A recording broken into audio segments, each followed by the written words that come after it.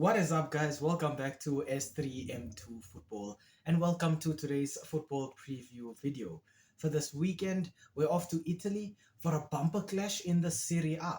So please join me as I talk just a little bit about the fixture that is kicking off this Sunday on the 5th of October at the Allianz Stadium in Turin that sees Italian juggernauts Juventus host fellow Italian juggernauts AC Milan.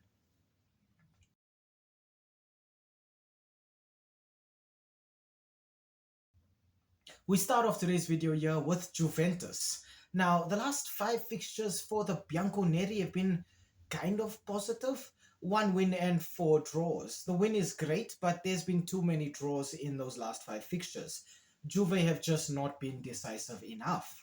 And I think that was perfectly on display in their 2-2 draw away at Villarreal in the Champions League earlier this week. The first player that I have to talk about for Juve has got to be Serbian centre forward Dusan Vlahovic. In 7 appearances, Vlahovic has 4 goals and 1 assist, and he is a pure target man.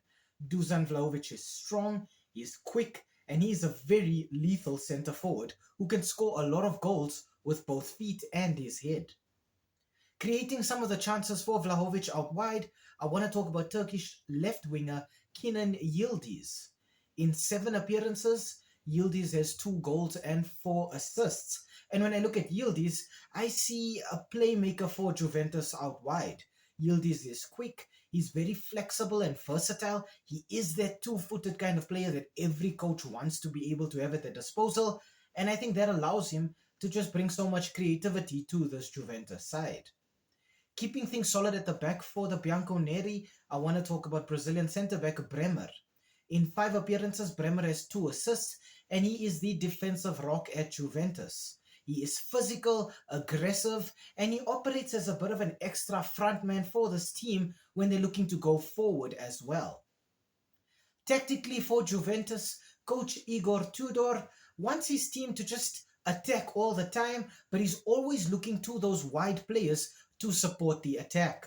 To that end, we have seen Juve lining up in a 3-4-2-1 formation most of the time this season.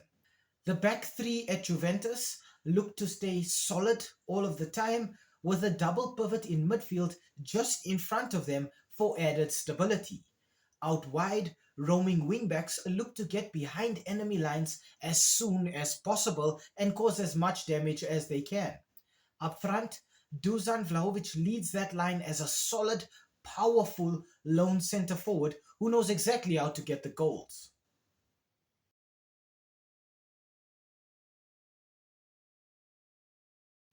Okay, on to the away team. Now, the last 5 fixtures for AC Milan have ended in 5 wins. It is awesome stuff from the Rossoneri so far, and to top it all off, they've even kept 4 clean sheets in those last 5 fixtures. Milan's last match was a 2-1 win at home against Napoli, and that is where they conceded that 1 goal.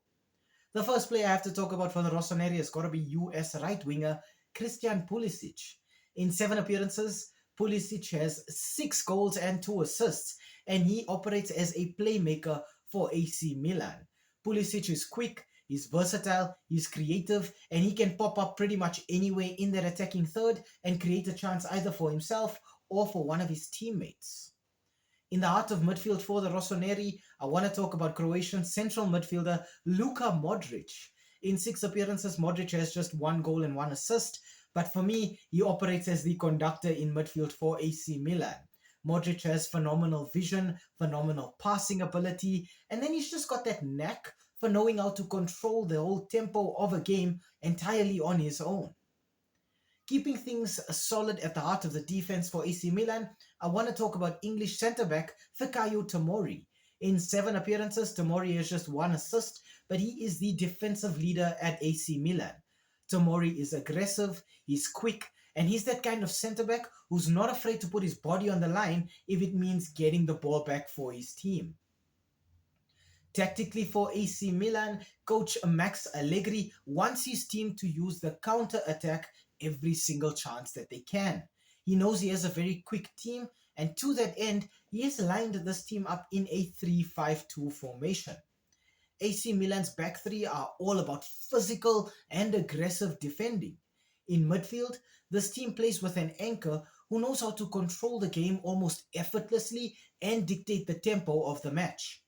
Up front, a roaming strike duo look to combine with one another at pace to confuse the opposition. And all in all of these little tactics for AC Milan have worked out spectacularly this season.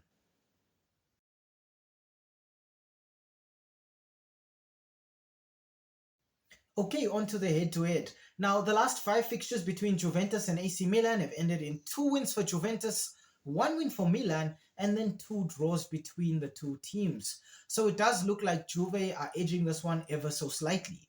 In terms of goal output in those last five fixtures, Juventus have scored 4 goals, while Milan have scored just 2 goals. So unfortunately, this does look like a very stingy fixture in terms of goals, but it's also very chess-like with tactics coming up trumps most of the time.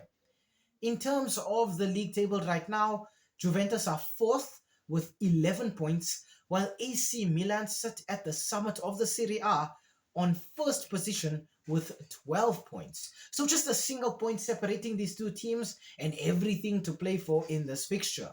In terms of absences, AC Milan actually look pretty fine in that department, but Juve will be without the services of Milik and Kefren Tura. And I think that does mean that Juve look a little bit short in those midfield and offensive positions. But I think both teams have more than enough talent and quality to be able to put their best foot forward and get the most out of their players. There might be a bit of bad blood between these two sides right now. I think there's been a few players who have transferred from Juve to Milan and vice versa. Kalulu did leave AC Milan and join Juventus, and then Adrian Rabiot left Juventus, spent some time elsewhere, and now he's playing for AC Milan. You top that off with the fact that Max Allegri has actually spent time with AC Milan, then Juventus, and now he's back at Milan. And I think that tells us that all three of these individuals actually have a point to prove in this one. I think if we look at the individual players coming into this match, the strikers on both ends are definitely on form. Dusan Vlahovic and Christian Pulisic have hit the back of the net frequently, and they know what it means to their team for them to be able to score a goal in this match.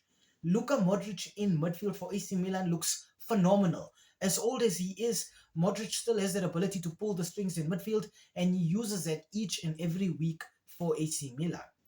I think in terms of the defenses, for AC Milan, Mike Maignan and the rest of the defensive structure at AC Milan conceding just 1 goal in 7 matches is an incredible statistic. Max Allegri wants his teams to always be solid, and that's exactly what AC Milan are right now.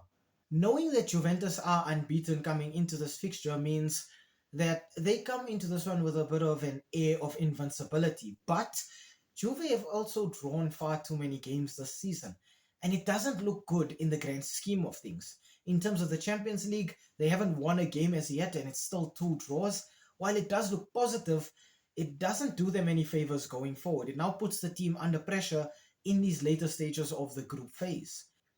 Winning this match means that Juve then have the opportunity to lead the Serie A going into the break, but I think Milan will want to keep their lead just as badly as Juve will want to take it away.